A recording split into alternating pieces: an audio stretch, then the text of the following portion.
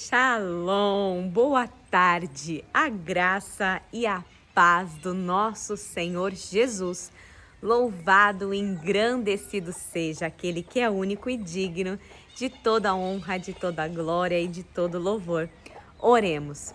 Querido Deus e amado Pai, glorificado e exaltado é o teu santo nome. Muito obrigado, ó Deus, pelo dom da vida, pela rica oportunidade a qual o Senhor concede de nesta hora podermos, ó Pai, nos alimentar desta palavra. Ó Deus, eu oro por este meu irmão, por esta minha irmã. Perdoa-nos, ó Deus, pelos pecados praticados em gestos, ações, palavras ou pensamentos. Perdoa-nos, ó Deus, porque o bem que nós queremos fazer, na maioria das vezes não o fazemos. E o mal que evitamos, com frequência cometemos. Deus, perdoa-nos, ó Pai. Molda-nos, Senhor, de acordo com o teu querer e com a tua vontade. Deus, eu apresento nesta tarde, nesta hora, é a vida desse meu irmão, dessa minha irmã. Toca, Senhor, esta pessoa do alto da cabeça, a planta dos pés. Traga, Senhor, neste momento, paz, renovo, bom ânimo, alegria, refrigério. Ó Deus, que em nome de Jesus, ó Pai, caia por terra toda tristeza, toda ansiedade, toda angústia, toda depressão. Ó Deus, aquele que precisa de uma cura, que precisa de um milagre, manifesta-se, Senhor, na vida desta pessoa. Pai, eu te glorifico, eu te exalto, eu te agradeço, porque o Senhor é bom. E eu sei, ó Pai, que muitas coisas o Senhor tem acrescentado nas nossas vidas. Obrigado, Pai, pelo teu infinito amor. Obrigado por tudo quanto o Senhor és. Amém e graças a Deus. Aleluias.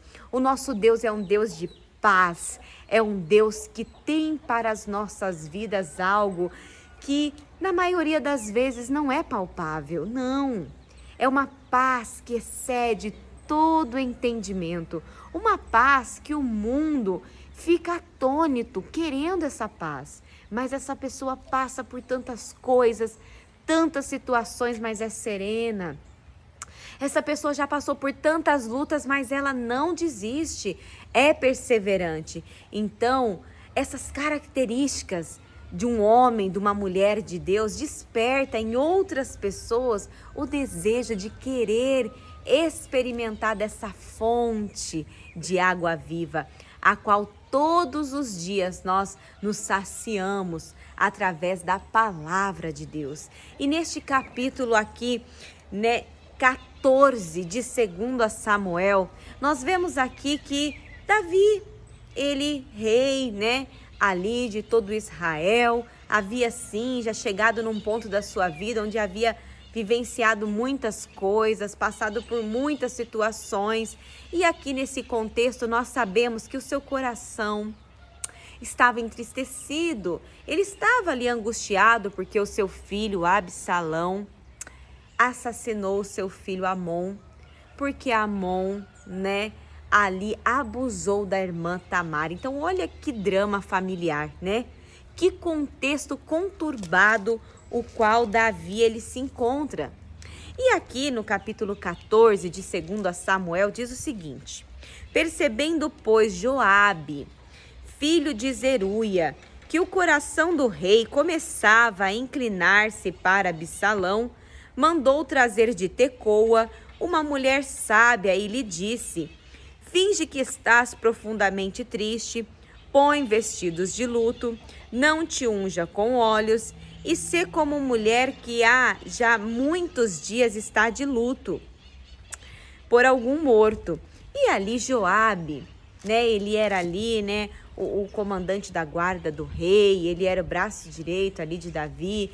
Ele viu Davi naquela tristeza, viu que o Davi estava ali sim, sentindo falta do seu filho, que estava ali em outra cidade e afastado, retirado, diante daquele ato que ele fez, que não tinha como, ali Davi aprovar aquela atitude de Absalão. Foi uma atitude muito ruim, ali guardou aquela mágoa pelo irmão durante anos e ali tramou ali o assassinato do irmão, algo terrível. Mas Joabe, ele estrategicamente, ele traz essa mulher, de Tecoa, essa mulher que a gente fica pensando, né, meu Deus, da onde surgiu essa mulher, né? Que lugar é esse? O que tá acontecendo? A minha Bíblia traz um estudo aqui, ó, né? 2 estudos que eu quero compartilhar com você. Eu acredito que vai ser muito enriquecedor para nós entendermos um pouquinho mais desta palavra nesta tarde. A mulher sábia de Tecoa. Davi estava diante de um grande dilema. Era, em primeiro lugar, pai ou rei. Absalão, seu filho amado, havia passado 3 anos em exílio, depois de assassinar o irmão Amon. Davi estava com saudade do filho, mas não podia justificar a volta de um assassino. Joabe sentiu o conflito interior do rei e imaginou que Absalão seria um bom sucessor ao trono. A fim de fazer Davi mudar de ideia, procurou uma mulher de habilidade incomum, uma boa atriz, com presença de espírito e sutileza. Esta mulher sábia de Tecoa era conhecida por seu talento para a oratória e para intrigas. Concordou em vestir-se de viúva, enlutada e em abordar o rei com a história preparada por Joabe. De acordo com a suposta viúva, um de seus filhos havia matado seu irmão e estava sendo procurado pelo clã que desejava vingança. Se ele morresse, ela ficaria desprovida de companhia, recursos e herdeiros para o nome da família, uma vez que Tecoa era relativamente distante de Jerusalém. Seria difícil verificar seu relato, se de fato, né, se de fato era um fato. A apresentação foi brilhante e sua imagem vívida comoveu Davi. A mulher insistiu para que o rei tomasse seu partido, sem revelar, porém, o verdadeiro propósito de sua missão. Usando de tato e respeito, levou Davi a seguir o desejo de seu coração e chamar Absalão de volta a Jerusalém.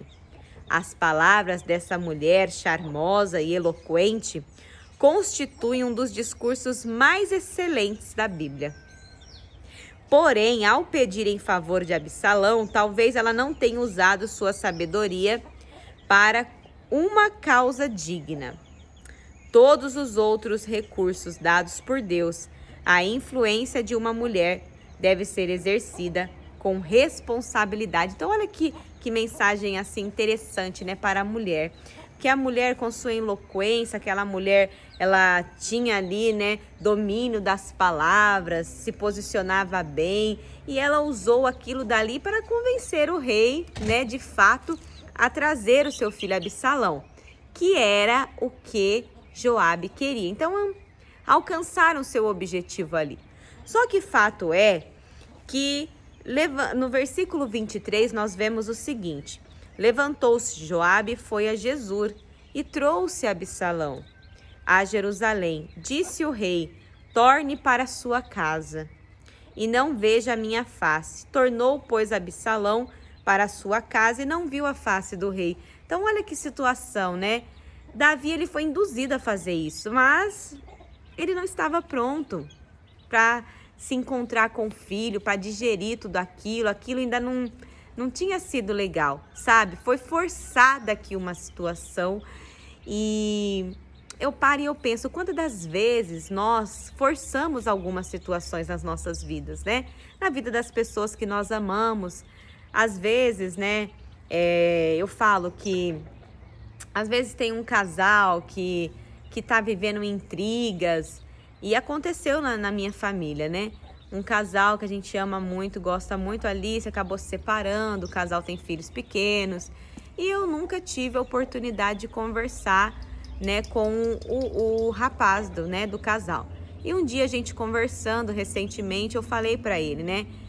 Ele falou assim: você acha errado que eu tô com uma outra namorada, que eu tô tentando refazer minha vida? Eu falei, não é errado, nem certo, né? Se eu for falar pela lógica, eu poderia falar, volta para sua família, para o seu filho, para sua mulher, para seus filhos, para sua mulher. Só que por outro lado, eu vivi num lar onde O meu pai e a minha mãe não se respeitavam mais, não se amavam e a gente vivia com perdão da palavra, um inferno na terra, porque não era uma situação legal. Isso me trouxe muitos traumas para minha vida. Então, assim, se essa relação ela não vai ser uma relação sadia e vai estar ali traumatizando os filhos, trazendo um desconforto para muitos, é melhor dar um tempo, né, para as coisas para os sentimentos se acalmarem, para os ânimos, né, se acalmar, porque tem coisas que não compensa ficar levando a ferro e fogo. É forçar uma situação. Olha, Davi, ele foi forçado a receber o filho, né? Ele, ao primeiro momento, nossa, meu filho, né? Quero ver meu filho. Só que na hora que eu acredito que ele viu Absalão, eu acho que ele recordou toda a tragédia que aconteceu, né? Então aquilo eu acredito que não foi bom para ele.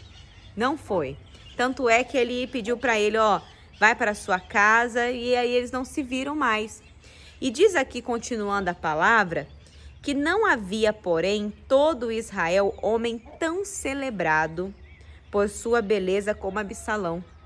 Da planta do pé ao alto da cabeça não havia nele defeito algum. Quando cortava o cabelo, entre parênteses, e isso se fazia no fim de cada ano, porquanto muito lhe pesava, seu peso era de 200 ciclos, segundo o peso real. Também nasceram a Absalão 3 filhos, cujo nome era Tamar. Uma delas era Tamar, né, a menina, e era muito formosa. E aqui, tendo ficado Absalão 2 anos em Jerusalém sem ver a face do rei. Ele voltou para a cidade, ok, mas não teve aquele relacionamento com Davi. Não era mais a mesma coisa. Então, esse que é o problema de forçar uma situação. Coisas vão se quebrando no meio do caminho, a confiança, né? O respeito se perde, a confiança se perde, o respeito. E o relacionamento vai ficando tão fragilizado que só se Jesus selar esse relacionamento para ele ser refeito. Eu falo que muitos casamentos, muitos relacionamentos familiares que acontecem ali uma situação trágica, eles são restabelecidos? É possível? Eu acredito que é possível. Só que diante ao quê? Diante da interferência de Deus, onde Deus vai estar ali intervindo, onde Deus vai ser o alicerce, onde Deus vai ser a âncora, que eles vão se fortalecer ali, se segurar para não perder né? Aí sim. Agora, caso contrário, eu e o Rodolfo, nós, né, ficamos um período separados, nós passamos por muitas situações. E quando que a nossa vida realmente mudou e que as coisas realmente começaram a caminhar para uma situação assim que a gente pode olhar e falar assim, nossa, que casal bacana, onde há respeito, companheirismo, simplicidade. Quando nós colocamos Deus no meio do nosso matrimônio, senão não vai. E aqui eu acredito que não foi colocado ali, né, a Deus nesse negócio. Davi não orou para o Senhor para saber se era para ele. Ele foi influenciado, aconteceu, foi forçado uma situação. E é interessante essa questão aqui também de falar que Absalão, né, ele era celebrado, ele era formoso, porque a Bíblia não vai relatar outro personagem em destaque assim. A Bíblia fala de Saul, que ele se sobressaía e tal, mas igual a Absalão não tinha. Então, aí a gente vê o quê? Se a gente continuar lendo esse capítulo, a gente vai ver as atitudes de Absalão, que não eram atitudes legais, de uma pessoa de caráter. E o que acontece? Ele era belo, formoso, mas o caráter, o caráter furado. Então, a gente para e a gente pensa, hoje o mundo vive com esse estereótipo, né, de querer julgar sempre o livro pela capa, de querer sempre se relacionar com aquelas pessoas que se destacam, mas a essência, gente, cadê a essência? A gente precisa se relacionar com a essência das pessoas. E esse negócio do cabelo a Bíblia ressalta o cabelo e é interessante que tenha um estudo aqui que fala a respeito disso. Cabelos, um sinal de distinção. No tempo do Antigo Testamento, Homens e mulheres usavam cabelos longos. Os cabelos são uma característica física importante de vários homens da Bíblia, como Absalão, cuja cabeleira longa, farta e muito admirada era cortada anualmente, pois ficava pesada demais.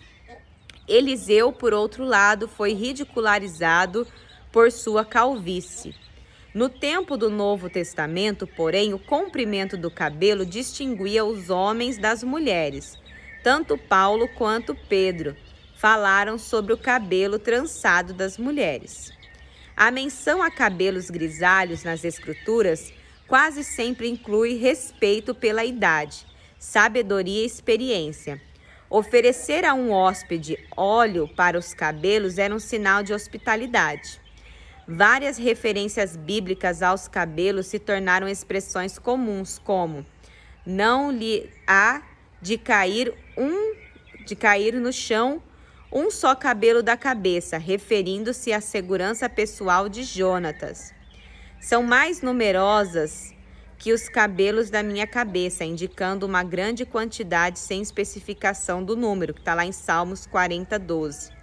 E até os cabelos todos da cabeça estão cortados, numa referência ao grande cuidado de Deus com cada indivíduo, em Mateus 10, 30. E essa questão do cabelo aqui, não lhe há de cair no chão um só cabelo da cabeça, referindo-se à segurança de Jonatas, está em 1 Samuel 14, 45. Então é uma coisa legal, né? Às vezes as pessoas me perguntam, as minhas amigas, né, falam assim, Ana, você tá que nem aquelas irmãzinhas, né, que tem esse cabelo comprido, corta esse cabelo. E eu falo que eu tenho vontade, viu, amados, de cortar o meu cabelo bem curtinho assim, mas o meu esposo, ele gosta muito dos cabelos longos. E eu fico, às vezes eu brinco com ele, acho que eu vou cortar esse cabelo. Ele fala, não, você fica com cara de criança e tal, né? Mas não tenho nada assim com os cabelos, não é por religiosidade que eu tenho os cabelos compridos, é por achar bonito mesmo, não tenho nada assim específico. Já cortei meu cabelo curtinho várias vezes, já pintei o cabelo de loiro, já tô até pensando em pintar de loiro de novo, porque olha os cabelos brancos, tão demais, né? Mas cabelos brancos, olha o que diz respeito aqui, né? Acho que eu vou deixar eles aparecer. É sinal de respeito, né? Como que diz aqui, ó, de maturidade. Então, tá valendo, né? Ó, cabelos grisalhos inclui respeito, sabedoria, ó, né? Meus cabelos brancos me trazem sabedoria. É isso, amados. Que Deus abençoe poderosamente a sua tarde. Shalom.